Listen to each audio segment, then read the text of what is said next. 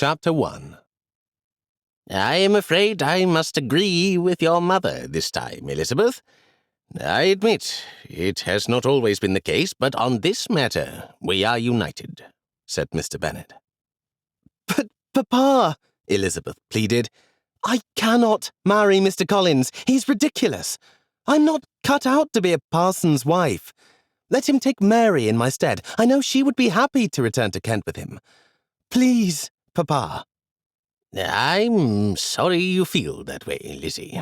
You seem to forget that the Longbourn family estate is entailed, which means Mr. Collins will inherit.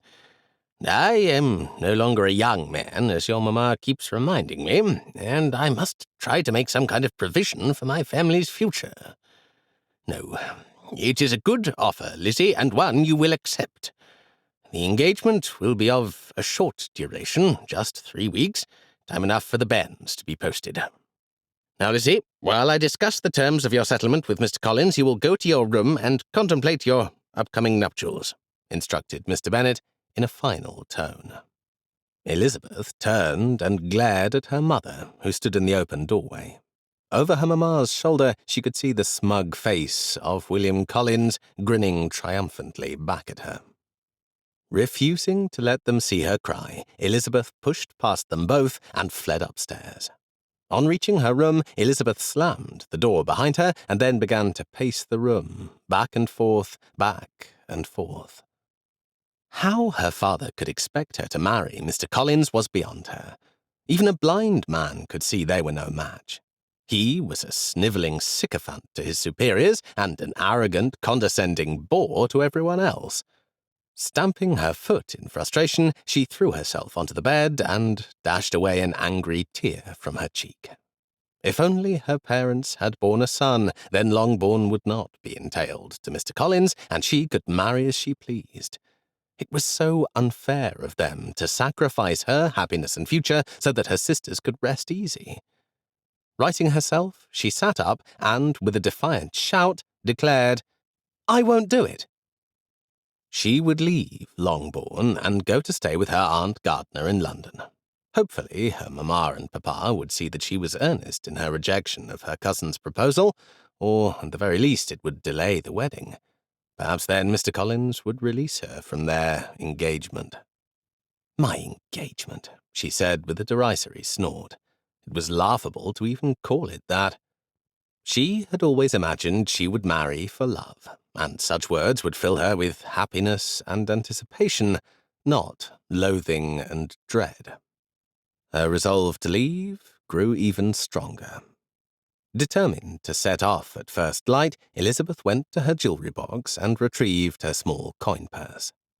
Inside were a few shillings she had saved from her monthly pin money. She tipped the coins into her palm and counted them out. Her brow creased when she realized there was not quite enough to get her all the way to London. However, if she picked up the coach at Langley, the next town after Meryton, she could complete the remainder of her journey in the coach. Langley was about 7 miles from Longbourn, so she must get her timing just so. She would miss the coach otherwise. If she kept a steady pace, it should take her no more than 2 hours to reach the crossroads where the stage picked up new passengers. Sighing, she realized it was not the most ingenious of escape plans, but at least it would put some distance between her and Mr. Collins. Opening her closet, she pulled out her favorite traveling bag. It was not so very large, but would hold all the essentials she wanted to take with her. Carefully, she extracted a few items from her wardrobe and dressing table and then arranged them neatly inside the bag. Then she returned it to the bottom of her wardrobe, and not a moment too soon, as Mrs. Bennet entered unannounced. "Well, miss?" asked her mother. "Have you come to your senses and decided to accept the generous offer made by your cousin?"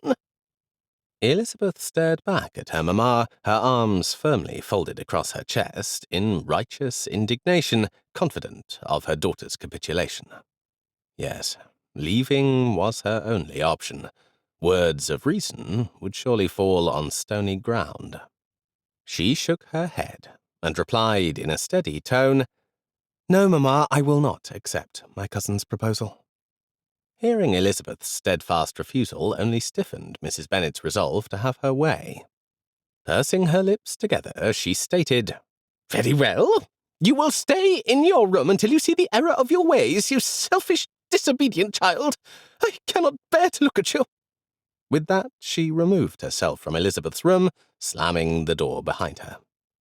That evening, Elizabeth was denied her place at the dinner table. Instead, she ate her meal from a tray in her room. She chewed slowly, savouring every bite of Mrs. Hill's delicious stew. Then she carefully wrapped her bread and apple in a clean handkerchief before popping it into her reticule.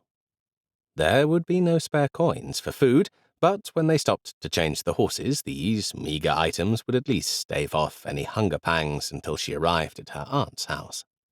She placed the tray outside her door, and then, with a mixture of trepidation and excitement, she undressed and climbed into bed.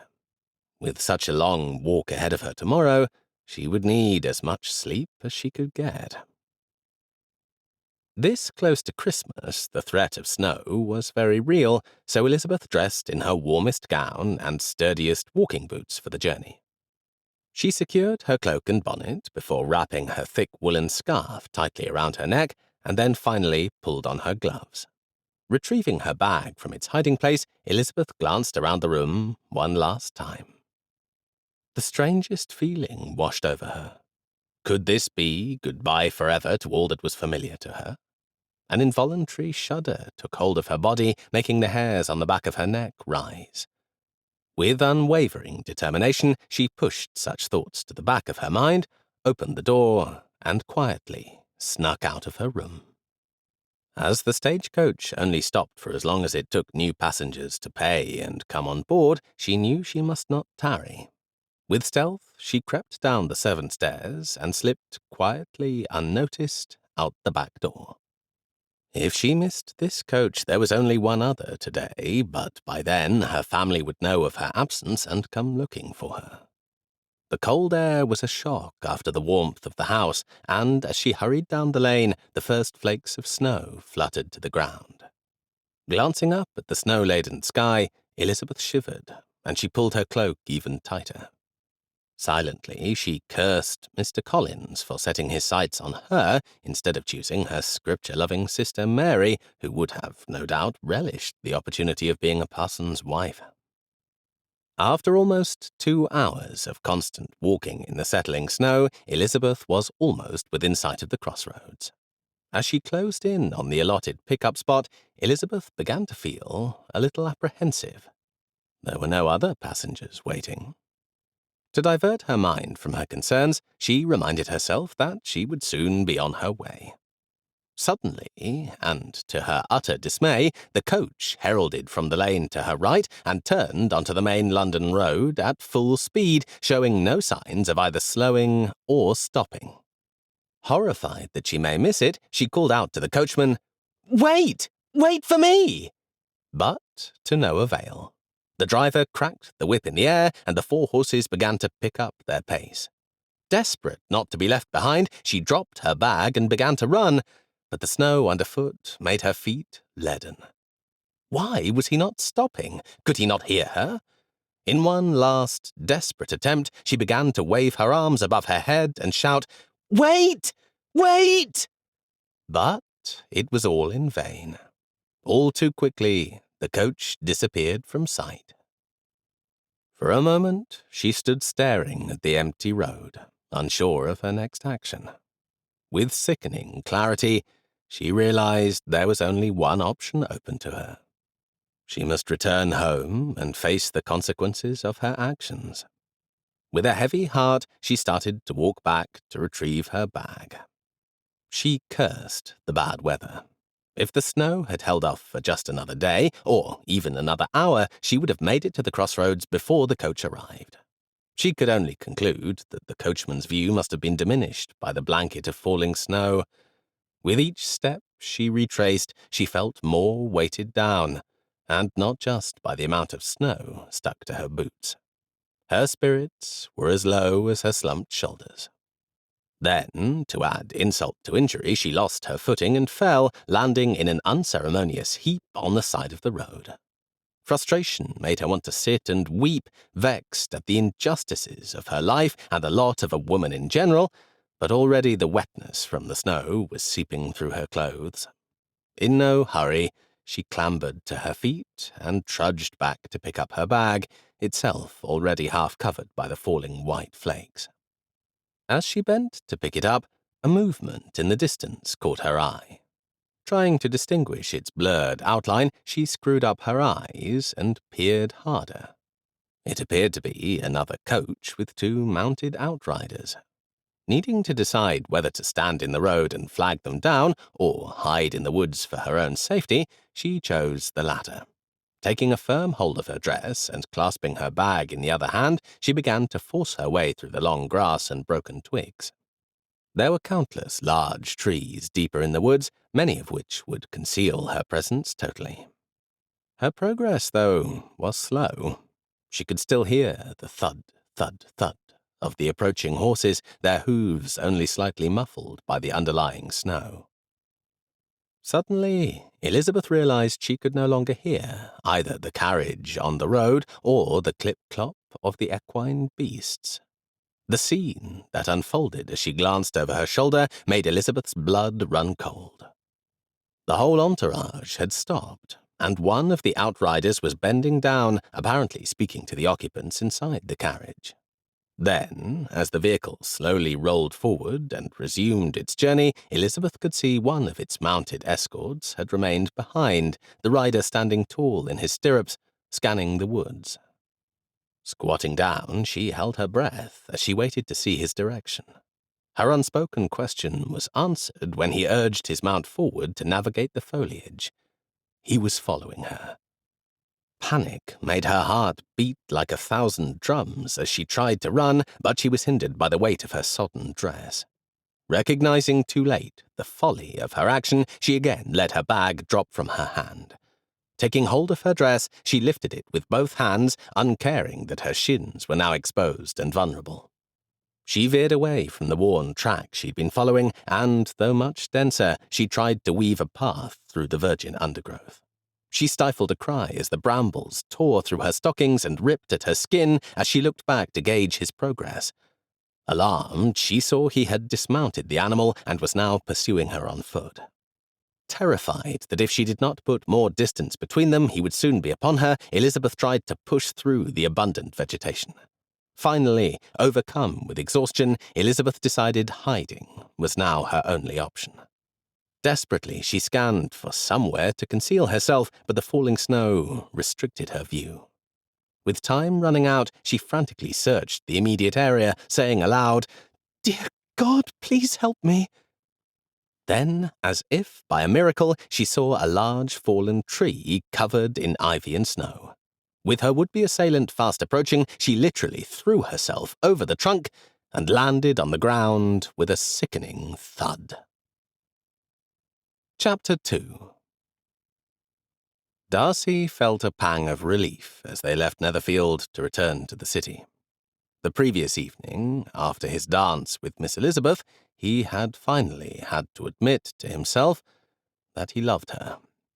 However, he had no intention of declaring this or making her an offer. Even if he could overlook the difference in their stations, he did not relish having a mother-in-law like Mrs. Bennet. Her husband was slightly more tolerable, but she was no more than a mercenary harpy. He had heard firsthand how she intended to use Bingley's growing affection for her daughter Jane to advance her offspring. Well, as much as he would relish being married to Elizabeth, that was one sacrifice he could not make. Nevertheless, to ensure he did not succumb to, or act rashly on his feelings for her, he had decided to accompany the Bingleys back to town. At least there he could repine in private. Miss Caroline and Mr. and Mrs. Hurst were all safely ensconced in the carriage, while Bingley had agreed to follow on his horse with Darcy. As the carriage rumbled along the road, Bingley and Darcy could hear Caroline complaining to Louisa about their early start and how even the birds were not abroad at this ungodly hour. Darcy cast his companion a wry smile, to which Bingley returned a sheepish grin. It may be cold travelling outside the carriage, but it was definitely preferable to travelling inside it. As they made their way along the road, the snow began to fall. Just a flake or two at first, but it soon turned into a steady flow. It would slow their journey a little, but they would still arrive in town before nightfall. Darcy was thankful that his valet, Fletcher, had insisted on him wearing his greatcoat and beaver hat. The temperature had dropped by several degrees the last few days, and now they were forecasting several inches of the white stuff. After travelling only a few miles of their journey, Bingley drew Darcy's attention to someone stumbling in the distance. Turning to Darcy, he asked, "I say, is that a woman up ahead, Darcy? Do you think she's all right?" Darcy agreed that it appeared to be a female, and that she did seem to be in some distress.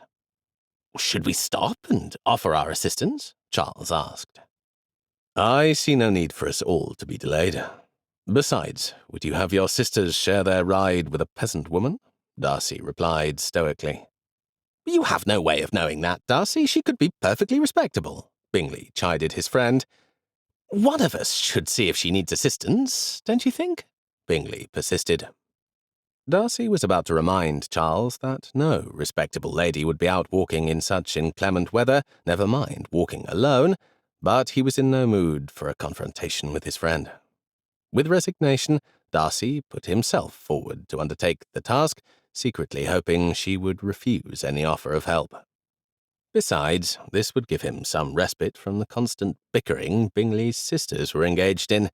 He may not be over-fond of Edward Hurst, but he had to admire his fortitude for ignoring the sisters' relentless squabbling. He nodded a curt farewell to the occupants of the carriage. "You are so kind to the unfortunate of this world, Mr. Darcy. How I admire you," Caroline said. Sighing heavily, he ignored the doe-eyed Miss Bingley's comment and turned his horse into the woods to track the unfortunate. As the snow flurry thickened, Darcy realized there was a risk of him losing sight of the woman. Gently, he tried to urge his steed on, but Nelson had ideas of his own and only marginally increased his pace. Darcy leant forward, patted the horse's neck, and spoke a few soft words of encouragement. Soothed by his master's voice and eager to please, Nelson now quickened his step. Darcy's attention was drawn back to the troublesome female until, quite unexpectedly, she dropped her bag and veered away from the well-worn track. Pausing briefly, he watched aghast as she frantically tried to fight her way through the thick bracken. Cursing his decision to be a good Samaritan, Darcy dismounted and threw the reins over a branch. It was unthinkable to risk injury to such a fine horse as Nelson, and so he began to give chase on foot. Concerned at the distance they had covered, Darcy glanced over his shoulder, but already the main road was out of sight and the snow was filling their tracks. With the woman only 50 feet ahead of him, Darcy was shocked when she suddenly disappeared. Fearing she had fallen down a well or something more sinister, he hastened to her last location. He scanned the forest for any movement, but the blizzard made it impossible to see more than a few yards in any direction.